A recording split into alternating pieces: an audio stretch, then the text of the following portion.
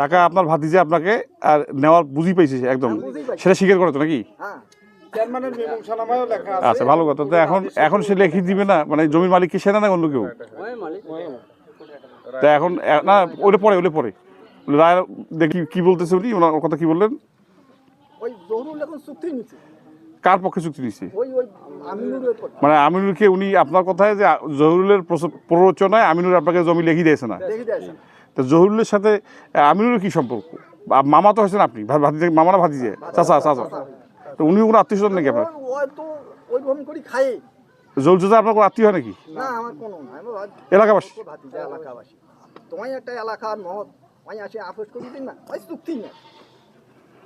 এখানে তো এলাকার সবাই আছে, এই বিষয়টা সবাই জানে। আমি 16 সালে ডোমারের এক মহিলার কাছ থেকে 15 শতকের মাটি আমি কিনে নিচ্ছি। মহিলার নাম হচ্ছে আফরোজা হক, রশিদুল মাস্টারের বউ স্ত্রী। তারপরে কিনে নিলাম। ওই মহিলা কিন্তু 16 সাল থেকে 20 সাল ভাই শুধু খালি জমি বেচে গেছে, কাকু দলিল দেয়। যেমন আমি নিছি, আমার জমি মাফি ছাড়ি দিচ্ছে। ওই মহিলা জমি কোন মৌজা? এই ডাঙ্গাপাড়া। আচ্ছা, পরে আমি যখন জমি 15 শতক আমি যখন ওই 15 শতক জমি কিনে নেই, টাকা বুঝি দেয়, আমার জমিটা মাফি দেয়। ওইটার পূর্বে কিন্তু আমার ওই দাগে 16.5 শতক আগের কেনা আছে, ওটা আমি 13 সালে কিনছি। আচ্ছা, ওইটার আমার দলিল আছে। তা আমি যখন ওই 16.5 সাথে এই 15 যখন নেই, আমার জমি মাফি দেয়। মহিলা টাকা বুঝি আগে 16.5 আছে, আগের 16.5 পরে 15, ওটা রেজিস্ট্রি আছে। আচ্ছা, এখন আমার জমি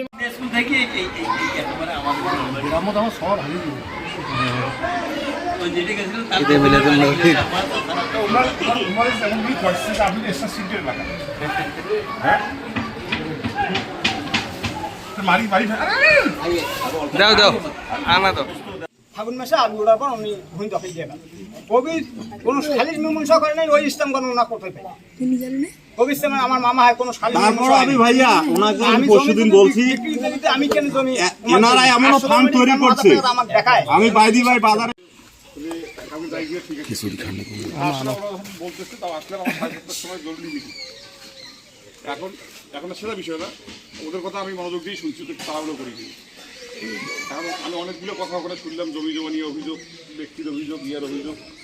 এখন যেটা বোঝা যাচ্ছে যে কিছু অভিযোগে আপনি সরাসরি আপনাকে অভিযোগ করবো, আপনার বিরুদ্ধে কিছু অভিযোগ আপনাকে পরোক্ষভাবে আপনাকে দায়ী করলো যে উনি চাইলে এগুলো ঝামেলা থাকবে।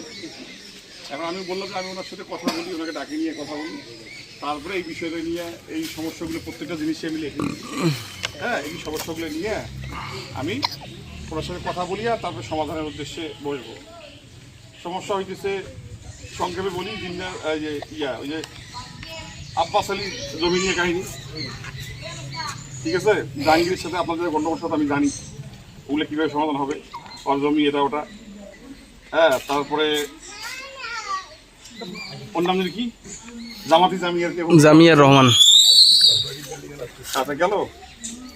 এখন বিষয় হইতেছে, ওইখানে আসি আবার এক ভদ্রলোক ভাঙির দোকানটা ঢুকিয়ে দিচ্ছে। আচ্ছা, সেটা পরে কথা বলছি আপনার সাথে। এখন আমার কথা হচ্ছে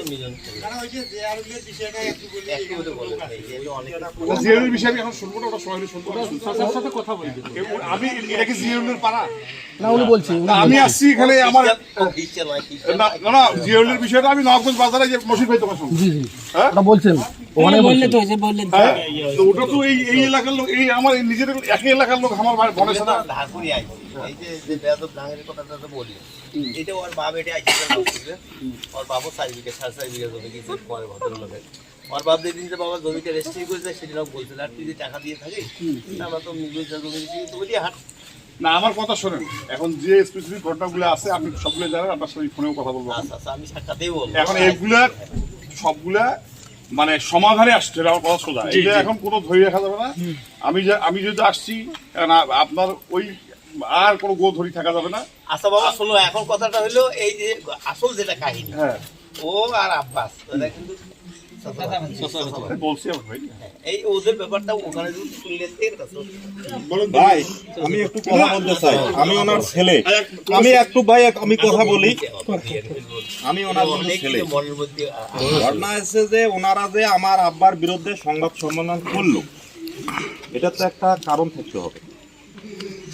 আজকে আমিনুর রহমান বাচ্চু উনি কিন্তু একজন আমাদের বাড়িতেই কিন্তু কাজকর্ম করে জীবিকা নির্বাহ করে। এনার জমি উনি টাকা নিচ্ছে কি নেয় নাই এই বিষয়ে আমার আব্বা কিন্তু কোনো ইনভলভ না, কিছুই জানে না।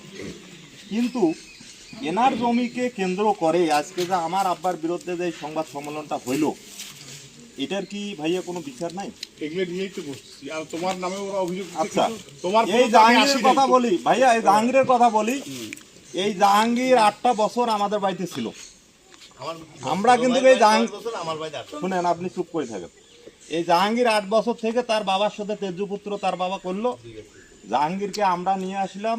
আমার বড় আব্বা কি বলে যে জাহাঙ্গীরকে শয়তানি বুদ্ধি দেয়। আমরা কোথায় ফেলে দেবো জাহাঙ্গীরকে? আমার তো বড় আব্বার বেটা ভাই, তাই না? এখন আমরা জায়গা দিয়ে তাকে কি করলাম, ঢাকায় স্থানান্তর করে দিলাম। ঢাকায় করে দেওয়ার পর ওইখান থেকে কিছু দুর্নীতি করছে ঢাকায়। আমি কিন্তু তার চাক্ষুষ করব না।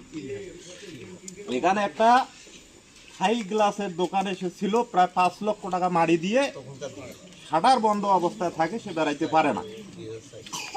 আমি গেলাম, যা দেখেছি চুলে দাঁড়িয়ে মনে হয় একটা সুইপার।